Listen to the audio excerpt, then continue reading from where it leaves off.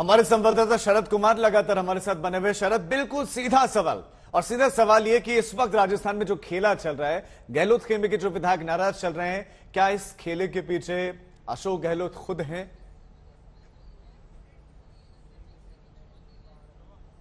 देखिए, अजीब राजनीति चल रही है, समझ में नहीं आ रहा है। मुख्यमंत्री अशोक गहलोत, देखो ये नहीं कहा जा सकता कि मुख्यमंत्री अशोक गहलोत इसके पीछे खुद नहीं है।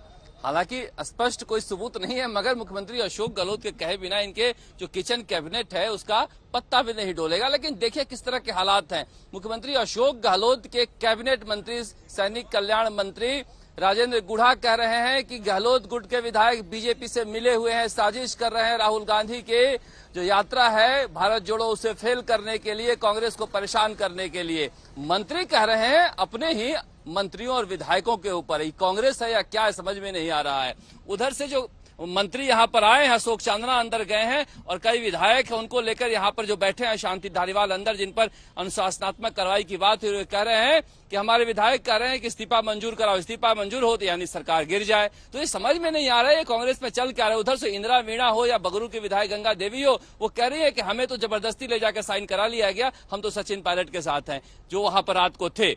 अब समझ में नहीं आ रहा है कि राजनीति चल क्या रहा है यहाँ पर। मुख्यमंत्री अशोक गहलोत खामोशी ओढ़े हुए हैं, सचिन पायलट खामोशी ओढ़े हुए हैं और इतने तरह के बयान आ रहे हैं और इतनी तरह की बातें कही जा रही है कि ऐसा लग रहा है कि राजस्थान फिलहाल राजनीति का लक्ष्याग्रह बना हुआ है। थोड़ी देर पहले राहुल भी शरद जानकारी दे रहे थे कि शांति धारीवाल भी अब निशाने पर है। जिस तरह से बगावत वहां पर हुई है और वो मुखिया के तौर पर अभी दिख रहे हैं, तो उन पर भी कार्रवाई संभव है। अनुशासनहीनता तो कह ही चुके हैं अजय माकन। मैं आपसे जानना चाह रहा हूं कि अब उनके सामने चुनौती होगी कि उन विधायकों को आप एकजुट करके रखें जो कल के साथ थे।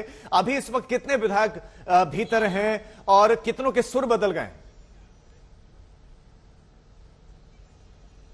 देखिए, अब तक यहां पर 6 विधायक जो आए गए हैं और कम से कम 30 ऐसे विधायक हैं जिन्होंने कांग्रेस आला कमान के पक्ष में अपना सुर बदल लिया है। उन्हें कहा गया कि उन्हें चूंकि मुख्य सचेतक फोन करके बुला रहे थे इसलिए हम यहां चले आए, हमें पता नहीं था किस तरह से हमें इस्तीफा लिखवाया जाएगा। तो 30 के आसपास विधायक हैं अशोक गहलोत के। बाकी सारे विधायकों ने कांग्रेस आलाकमान में अपनी आस्था प्रकट कर दी है। यही अजय माकन के लिए ताकत बना है, जिसकी वजह से वो कह रहे हैं कि अनुशासनात्मक कार्रवाई करेंगे। लेकिन शांति धारीवाल का पहला मौका नहीं है। देखिए, शांति धारीवाल पहले भी कह चुके हैं कि राजस्थान में कोई आलाकमान नहीं है, अशोक गहलोत ही आला कमान है, आला कमान ही अशोक गहलोत हैं। तो ये कोई पहली बार ऐसा काम नहीं किए हैं, मगर चूंकि अशोक गहलोत का सबसे विश्वास पात्र है इसलिए कांग्रेस आला कमान ने कभी इन पर ध्यान नहीं दिया। मगर आज जिस तरह से अगले दिन जब यहाँ पर मुख्यमंत्री अशोक गहलोत जाकर मुलाकात करके आए हैं खड़गे, उसके बाद भी इस तरह से बगावती तेवर अपनाए हुए हैं और यहाँ पर विधायक और मंत्रियों को बुलाकर मिला जा रहा है और कहा जा रहा है कि